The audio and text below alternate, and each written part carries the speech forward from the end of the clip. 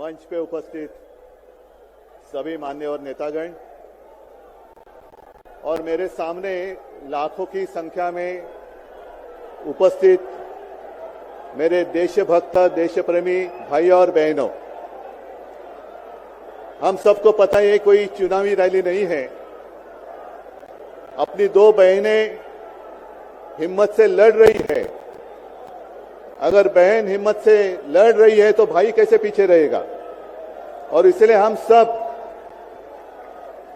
दोनों अपनी जो बहनें हैं, कल्पना जी हैं, सुनीता जी हैं, आप चिंता मत करो।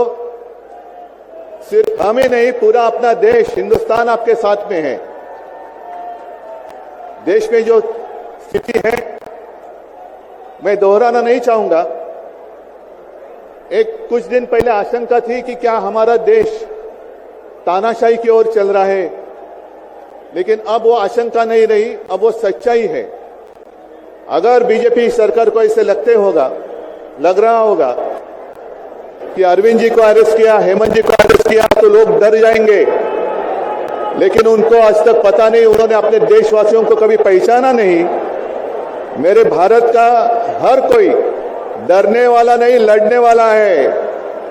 और अगर हिम्मत है तो बाकी आपकी सारी एजेंसीज हैं, ईडी, सीबीआई, इनकम टैक्स, जैसे हम इंडिया गठबंधन बनाकर सबके सामने आए हैं। अगर आप में हिम्मत है तो बीजेपी को मैं कहता हूं, चुनौती देता हूं कि बाकी सारे लोगों को छोड़ दो, आप सीधा आपके बैनर पर लगा दो कि बीजेपी के साथ जो 3 साथी पार्टी है वो ईडी, इनकम टैक्स और सीबीआई है।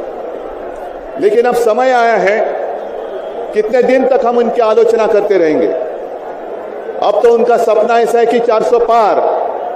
मैं पूरे देश को आह्वान करना चाहता हूं कि एक व्यक्ति और एक पार्टी की सरकार देश के लिए खतरनाक हो गई है और अब वो समय आया है कि एक पार्टी और एक व्यक्ति की सरकार नहीं चलेगी। पूरे देश को मैं आह्वान करता हूं कि हम सबको अब चाहिए, मजबूत देश चाहिए और मिलीजुली सरकार हमें लानी ही होगी।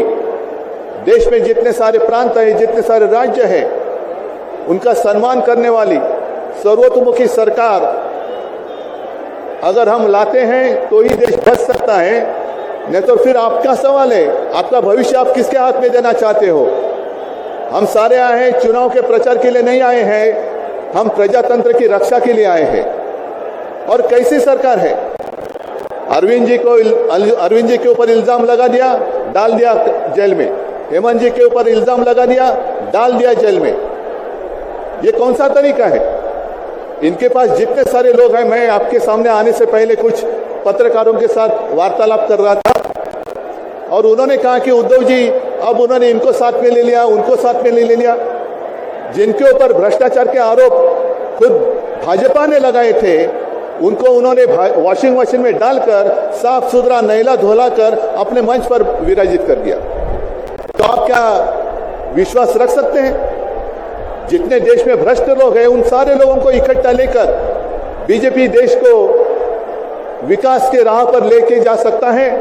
भ्रष्ट लोग देश का विकास कर सकते हैं। तो ये सारी उनकी जो बातें हैं, आज जो अपनी रैली है, किसी ने कहा कि बीजेपी ने इस रैली को ठगों का मेला कहा है। क्या आप सारे लोग ठग हैं। मेरे देश के वासी, मेरे देश प्रेमी लोग क्या ठग हैं। ये तो भ्रष्ट लोग हैं, भ्रष्टाचारी लोग हैं जो भाजपा में है, जुमलेबाज लोग हैं। और मैं ये भी जानता हूं, मुझे याद है कि कुछ दिन पहले उत्तर भारत के सारे किसान दिल्ली आना चाहते थे, नहीं आने दिया। उनके जो रास्ते थे उसमें खिले डाल दिए, उनके ऊपर टीयर गैस छोड़ा, लाठीचार्ज किया। तो मैं पूरे देश के किसानों को आह्वान करता हूं, आप अन्नदाता हो,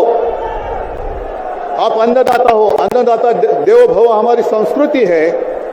जो सरकार किसानों को आतंकवादी मानती है और जो सरकार किसानों को दिल्ली आने से रोकती है, तो पूरे अब समय है कि पूरे देश के किसानों को आतंकवादी समझने वाली भाजपा सरकार को दिल्ली आने से रोकना होगा। जैसे आपकी राह उन्होंने आपके रास्ते दिल्ली आने से रोकी थी, वैसे अब किसानों ने बीजेपी को दिल्ली आने से रोकना ही होगा। और एक नारा जो मैंने मुंबई में दिया था, वो जो कहते हैं कि आपकी बार 400 पार।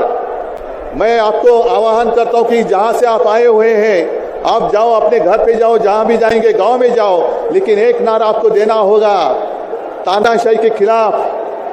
अब की बार भाजपा तड़ी पार, अब की बार भाजपा तड़ी पार। और ऐसे तानाशाही करने वाली सरकार अब हम दिल्ली आने नहीं देंगे। यही शपथ लेकर आगे हमें जाना होगा। और फिर से एक बार सुनीता जी, कल्पना जी, आप चिंता मत करो, पूरा देश आपके साथ है। आप लड़ाई जीतेगी और हम सब लड़ाई जीतेंगे, प्रजातंत्र जीतेगा। जय हिंद, जय महाराष्ट्र।